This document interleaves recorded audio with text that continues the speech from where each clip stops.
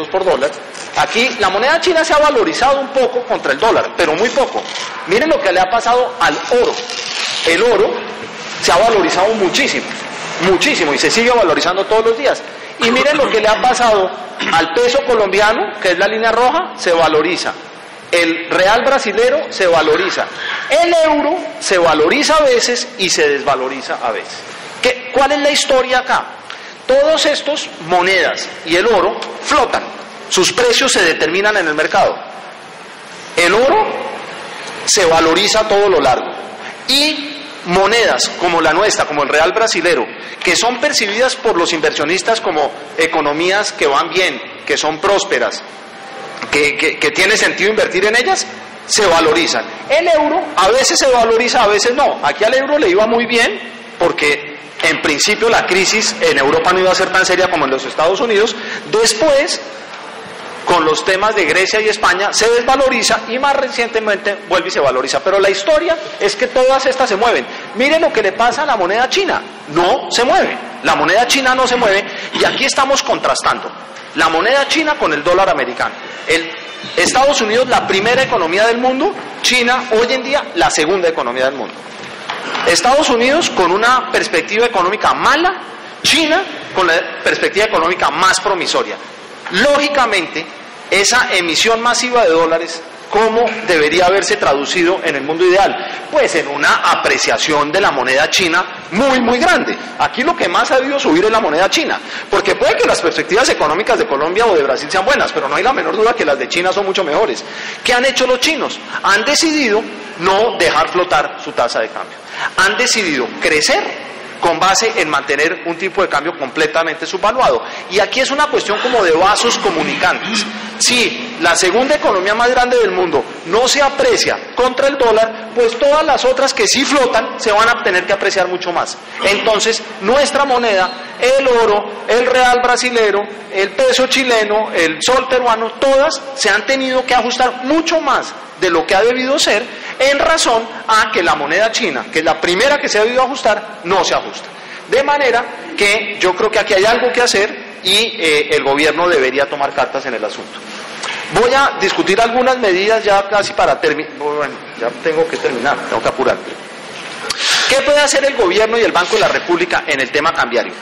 Creo que en el corto plazo ha anunciado medidas interesantes para compensar el efecto de la revaluación. Esto no va a evitar la revaluación, pero la puede compensar. Uno es que ha hablado de reducir los aranceles. Ojalá esté pensando en aranceles de bienes de capital y bienes intermedios y no de bienes de consumo. O sea, sería paradójico que además de tener que confrontar una revaluación, quienes producen los bienes de consumo final encima de eso enfrenten una baja de aranceles. Eso no haría sentido. Pero sí puede compensar la situación del sector exportador y de la industria nacional que compite con las importaciones, si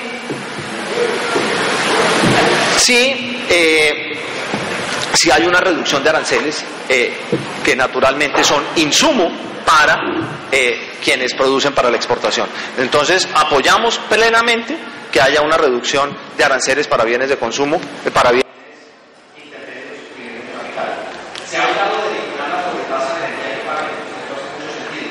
Aquí se dice que el estrato 5 y 6 siguen habiendo las dos, lo cual está bien, pero también hay subsidios al estrato 3, eso es altamente cuestionable. El estrato 3 es gran parte de la clase media y a esa la subsidia la industria.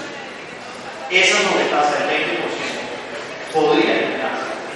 Uno, si se quita el subsidio del estrato 3, o dos, si se mantiene el subsidio del estrato 3 de los financian con menos impuestos. Esas medidas son inteligentes, hacen sentido, no van a evitar la recesión de ninguna parte, pero ciertamente van a compensar el efecto que el tipo de cambio va a estar teniendo.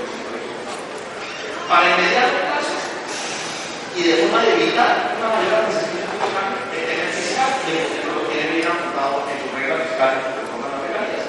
Pero para el corto plazo, las alternativas, pelear con China. Aquí no sabemos que Colombia está trompada con China, pero Colombia no debe de eso, yo representé en un país 5 años en el sector de internacional. El Fondo Monetario Internacional de Estados Unidos con toda la razón, llevan 6 años haciendo la China. Oiga, dejen comprar su tasa de cambio, dejen que se aprecie la moneda. Y Colombia, Brasil, todos los países emergentes dicen: no, el Fondo Monetario de Estados Unidos no tiene que dedicar parte de la China. China es un país soberano y no tiene por qué hacer primero que diga el Fondo todos interpretan su evaluación de la moneda china, afectar al Fondo Monetario, que nos afecten a nosotros, además de ser tan bobos, y en vez de solidarizarnos con los chinos, debemos solidarizarnos con el Fondo de los Estados Unidos, porque nosotros somos los principales afectados con las evaluaciones de la moneda china. Ya es hora de que los fondos internacionales, incluida la Asamblea del Fondo Monetario, que empieza ahora, Colombia debe de sentarse en la mesa con los chinos, debe de sentarse en la mesa con los americanos, no que avergonzarnos, porque estamos defendiendo nuestros propios intereses. Nosotros, en los países emergentes, tenemos que solidarizarnos con el Fondo Monetario, con los americanos, y decirle a los chinos, no más, dejen de crecer a costa de los sectores cansados de los funcionarios.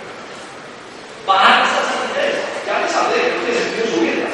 Hay gente que dice, oiga, no paguen para ayudar al tema cambiario. Me parece que es complicado porque el Banco de la República, aunque le preocupa la tasa de cambio, también le preocupan otras cosas. Y debe preocupar la inflación, el aumento desmesurado de la bolsa de valores, de manera que yo creo que vamos a tener un periodo de unos 6 meses en que las tasas de interés vamos a subir. Yo definitivamente no recomendaría para las tasas de interés para esto. Hay un tema de la tú parece que le doy bien en comprar muchas divisas y nosotros tenemos que tener nuestro medio para limitar y establecer controles de capitales. Yo tengo aquí una discusión de Perú, pero que la voy a sacar. Creo que hay un tema que es más pertinente en virtud a por lo que nos ocupa, que se le está acabando el tiempo. Antes de pasar al tema de las concesiones, sí quiero, sin embargo, compartir con ustedes estas proyecciones. Todos los indicadores adelantados, algunos de hay que tener una visión relativamente favorable al futuro. Las encuestas al consumidor, a los industriales, pero hay cosas interesantes. Por ejemplo, el índice de utilización de la capacidad instalada, que es cuánto de la capacidad instalada que tiene este país se está utilizando, es bajo. Eso quiere decir que aunque la economía se recupera, todavía hay capacidad ociosa, y cuando hay capacidad ociosa uno no debe ser muy optimista de que vengan grandes inversiones. ¿Para qué hacer inversiones si todavía tengo capacidad ociosa? Ese indicador generalmente anticipa bien una dinámica no muy favorable de la inversión. Eso nos lleva a nosotros a tener este sendero de crecimiento, donde el primer año es el año 2010. Nosotros habíamos hecho estos estimativos hace un tiempo y decíamos, la economía puede crecer 4 este año, pero si le va mal puede llegar a esto, y si le va bien puede llegar a esto. Obviamente, ya conocemos los datos del primer semestre del año, ya estamos parados en octubre, obviamente este escenario negativo desapareció, y estamos más bien pensando en que la economía crece entre 4 y 5%, nosotros no hemos cambiado nuestro pronóstico, creemos que va a crecer 4%, probablemente crezca un poco más, pero no nos importa equivocarnos, pero no lo vamos a cambiar simplemente porque el DANE reportó el reciente dato. Lo que es interesante es, a mediano plazo tenemos la economía aproximándose a crecer al 5%, pero aquí el rango negativo y positivo sí entra en juego. El año entrante la economía podría crecer más de 5% si el frente externo es bueno, pero claramente este escenario negativo también entra en juego. Si la cosa allá afuera no se mejora, si lo de Venezuela no cambia, si Estados Unidos llegara a caer otra vez en recesión, el año entrante podríamos estar hablando de un crecimiento de 2 o 2,5%. Esto, en términos de las proyecciones para América Latina que hace el Fondo Monetario, sugiere que, y no son muy distintas, a Colombia le va a ir más o menos regular en el contexto latinoamericano. Va a haber países que les va mejor, otros que les va peor. Colombia es promedio. Voy a terminar haciendo referencia a lo que decía el doctor Sorzano sobre infraestructura vial. Yo no me considero ningún experto en este tema, pero en Fedesarrollo financiamos un estudio que hizo Juan Benavides, que sí es un experto en este tema, y se presentó en una serie de foros, uno de ellos en Cali, otro en Barranquilla y otro en Bogotá, con los entonces candidatos presidenciales. Ese es un trabajo en que le pedimos a Juan que nos contara en qué iban las concesiones viales en Colombia y qué medidas de política se podían tomar. El estudio de Juan se volvió muy famoso, entre otras gracias a que fue completamente malinterpretado por la Cámara Colombiana de la Infraestructura y por el anterior ministro del Transporte. Entonces fue una batalla campal entre ellos y Juan, pero afortunadamente el trabajo fue de buen recibo por muchas otras personas. Los bancos de inversión, entre otras, lo vieron con buenos ojos, y más importante aún, yo no estuve ayer para escuchar al ministro del Transporte, pero sí lo escuché antier en Medellín, y tuve la oportunidad de tener una reunión privada con él hace 8 días, A él le gusta el trabajo. Y si a él le gusta, yo creo que tenemos que ser muy optimistas de que viene hacia adelante. Porque lo primero, creo yo, para poder ser optimista hacia el futuro, de que se van a resolver los problemas, es reconocer que se tiene un problema. Y claramente el anterior gobierno no lo consideró así. Ese trabajo fue de muy mal recibo. Yo me gané un reto público del entonces ministro y yo creo que uno tiene razones para sentirse cómodo cuando los ministros, en vez de retarlo a uno, lo invitan a su oficina y le dicen: ese trabajo me parece que hace un aporte interesante. Y al ministro lo escuché antier en Medellín y claramente de lo que habló recoge en gran parte las preocupaciones que están en ese documento. No tengo ni para qué detenerme en los enormes beneficios que tiene la infraestructura vial con el crecimiento. Reduce los costos de transporte, eso beneficia a consumidores y productores, eso sí que compensa los efectos perversos de la tasa de cambio para los exportadores. Aquí hablamos de tasas de cambio todo el día y se nos olvida que llevar un contenedor de Bogotá a Buenaventura dicen que vale más que llevarlo de Buenaventura a Shanghái. No sé si eso sea cierto, pero si es más o menos cierto es altamente preocupante. Y los estudios internacionales sugieren que la infraestructura puede contribuir de manera determinante al crecimiento de los países. En el largo plazo los países crecen es porque se vuelven más productivos, no porque tengan más gente ni nada, sino porque la que tienen la usan más inteligentemente, y 1/3 del crecimiento en última se puede explicar por la infraestructura, es clave. Y Colombia tiene una infraestructura muy mala. Aquí tenemos la relación entre el PIB per cápita y las vías pavimentadas, donde uno esperaría que entre más alto sea el PIB, más mejor indicador, y en efecto pues la línea es creciente y uno le gustaría estar en la línea o por encima de la línea, tener mejor infraestructura de la que su ingreso sugiere, que es el caso de Singapur, es el caso de Francia. Nosotros estamos en compañía de Arabia Saudita, de Perú y de Costa Rica bien por debajo de la línea. Dado nuestro nivel de ingreso, tenemos una infraestructura que es muy mala. Entonces, no solo tenemos mala infraestructura porque no somos un país muy rico, sino incluso dado lo poco ricos que somos, tenemos peor infraestructura de la que deberíamos, tener. Aquí vienen otros indicadores. El porcentaje de vías pavimentadas es 10%, es el doble en América Latina, y América Latina no es necesariamente un buen referente.